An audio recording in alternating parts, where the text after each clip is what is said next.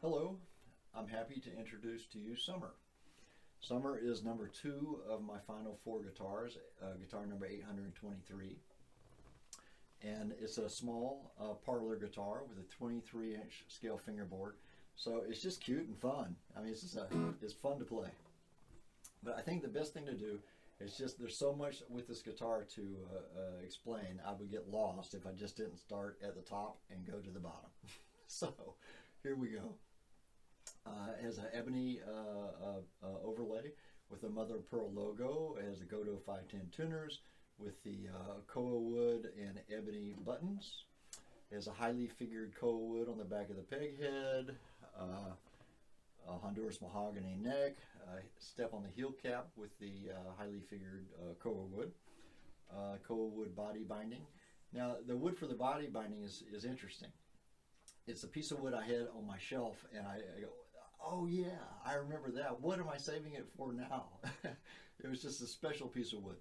And decades ago, I had a friend who was a wood dealer in Hawaii, and he found this wood for me. Now, it's the old growth trees, which they don't farm, and they should not farm them, but occasionally one will get knocked down by a hurricane, and at which point it gets swarmed on by people who want the wood, and this guy got me a stick of it. So it's this really pretty koa wood binding, and I've had enough to do all 4 of the final guitars with it, final 4 guitars with it. So speaking of the binding, I want to get in close so you can see this. The top is not purfled in the usual black, white, black lines or abalone or mother of pearl. It's purfled in that same wood that I had mentioned before, from the same piece of wood. So what that does, it gives you the effect of the binding rolling over the edge, and it just works beautifully with the arm bevel, also in koa wood. Ebony fingerboard, low key on the inlays because the rest of the guitar is such a visual cornucopia of design. I didn't want it to get too busy, but it has little abalone, mother of pearl, and turquoise dots on the sides of the just right at the very top of right next to the side position marker. Now the side position marker is a bar of 14 karat gold, so it has gold position markers. I was concerned about the hue being too close to the koa wood for it to stand out, but since it's different materials, wood and metal, it really shines. Even in a low light, it really shines. So it's just a pleasure to look at while you're playing. Let's see here. It has my mini arm bevel out of the flame koa. It has a koa and ebony rosette. It has my Everett step-away, which I've done on the little small guitars like this for the past couple of years. The idea is it leaves the maximum body cavity space, but still helps you get extra access to the upper register, which it does. It's a really neat thing. Now, having such a big swath of space here, in the past what I did was I had the top, and I made the top look like it stepped down. So it's all white wood, light colored wood, or whatever the wood was on the top, and just it'd be a step down. So that's why I called it the Everett step-away. Well, this time I wanted to do something a little different. So I took the koa wood and had the koa wood blend into a koa wood veneer that matched the koa wood body binding, and then it was such a big footprint of koa wood, I didn't like it, so I did it again and again, and finally I came up with this, which is this koa wood flares and then a Macassar ebony, which matches the Macassar ebony fingerboard, which matches the ebony bound sound hole and the ebony in the rosette itself. So I'm pretty happy with that. Macassar ebony bridge with koa wood step at the bottom. Ebony buttons with the abalone dots with the gold ring around the dot. It has a sound port. Now the sound port, for those of you, astute ones of you who were watching this get built, the sound port originally had like what I call a shadow, which was like a half moon of contrasting wood. So in this case it was koa wood with a little line of Macassar ebony to match this. So I had this thing done and it looked great. I was really happy with it. But after I got the guitar and had it strung up and playing it, I'm looking at this and thinking, it just kept bothering me. I kept thinking, this is cutting into the tone potential of the instrument. So I cut it out, which is really a higher wire act. When the guitar is finished, ready to go, I'm in here cutting that veneer out. There's still a little lip on the inside, so it's not just a hole in the guitar. There's a little. You can see that. Maybe you can see the reflection there. It's a little ledge, so it gives it a nice trimmed look. So why would I do this high wire act on this guitar at this late stage in the game? And the reason why is, for me, a guitar is a guitar first. I mean, clearly, I'm big on the aesthetics. I see myself as an artist. I approach this work as an artist. So stepping back, looking at the piece as a whole, and making judgment calls through the building process is what I do. And I have a clear vision of where I'm going when I start. But it's a guitar. And I really believe in form follows function for something like a guitar. The most important thing is that it plays and sounds great. That's the number one job it does. The aesthetics have to take a back seat to that. So, took a chance. I did the right thing. I got to say, taking that little half moon out of the sound port, it had to improve the sound of the guitar 10%, maybe even 15%.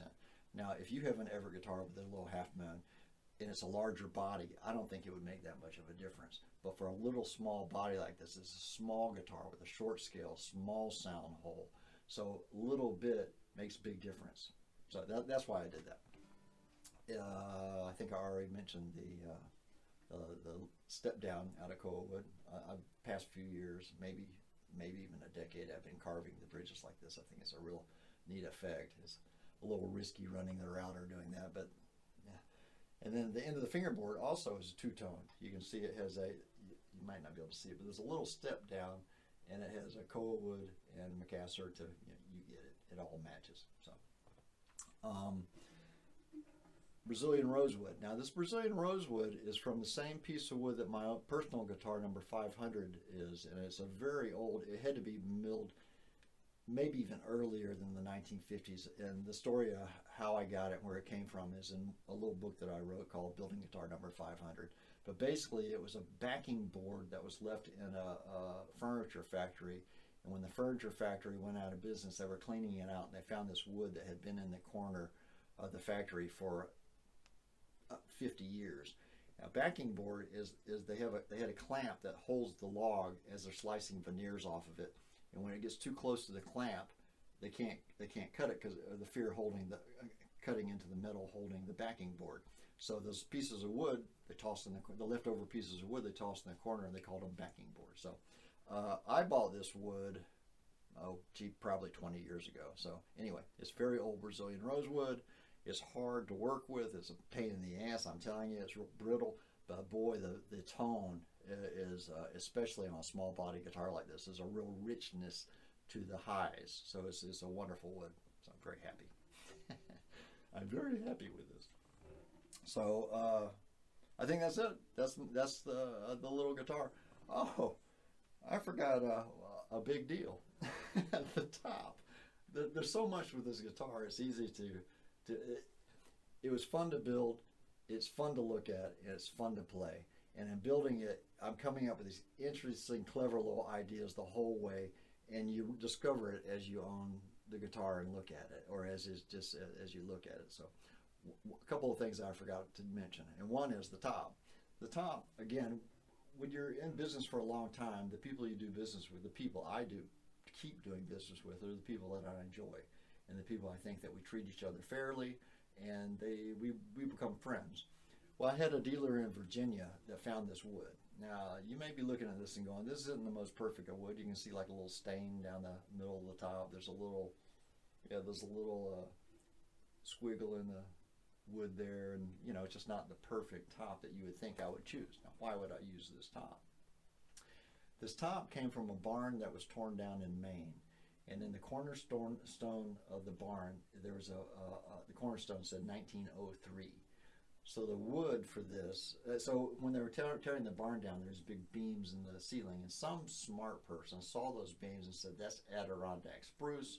I want it, because the thing so vibrated, it starts to ring when just from me talking. So I think that I can use guitar tops out of that.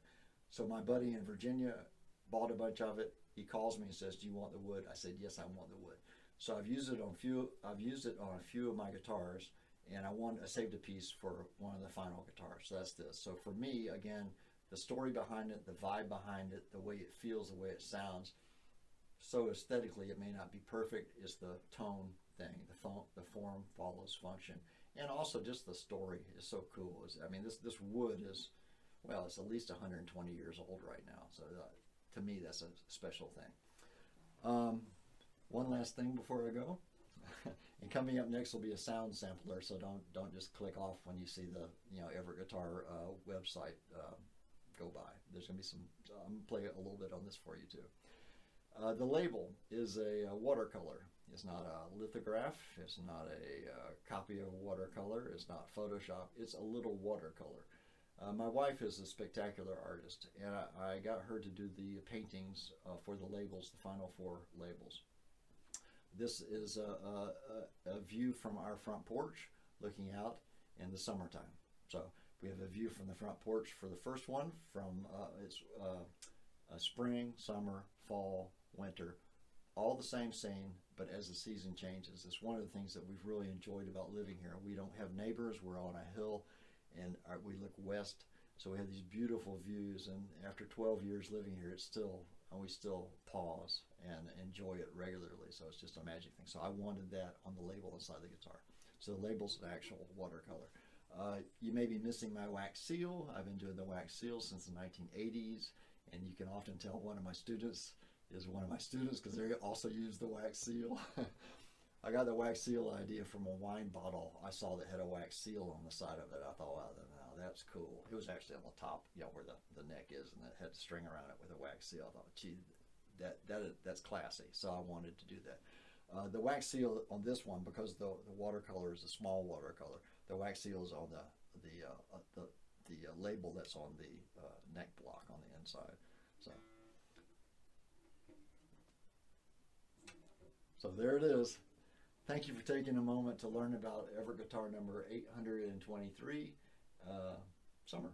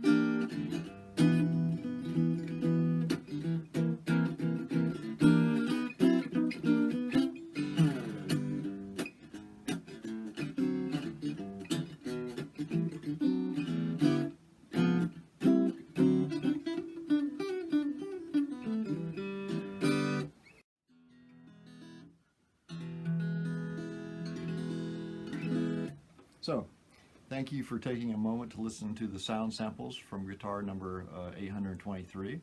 This is my little small body guitar that I mentioned earlier in the description video. My impressions of playing this, you're overwhelmed with new data when you pick this thing up to play it. First thing is, it's light as a feather, it's teeny, the scale is real short, although it has a full guitar neck dimensions, it feels tighter just because the scale length is so short. It's almost another instrument. I mean, it's still a guitar, and you immediately take to it, but it takes a moment to adjust to it. And when you adjust to it, holy moly, this thing is wonderful. I'm building the last guitar I'm planning on building is number 825. It's going to be the same body shape because I just find them so comfortable. The next impression is that it's loud for a little guitar. It has a lot of presence, and it's throwing out a lot of tone. Like all my guitars, I go for an even balance. It's a small guitar, but it doesn't sound like us. This is a little parlor guitar. It would fit in a travel guitar case. I mean, it's a little guitar. It does not sound like a little guitar. It doesn't have that rumbling, rolling bass that a big guitar has, but it has a very present bass, a very present mid-range that you usually don't see in these small guitars.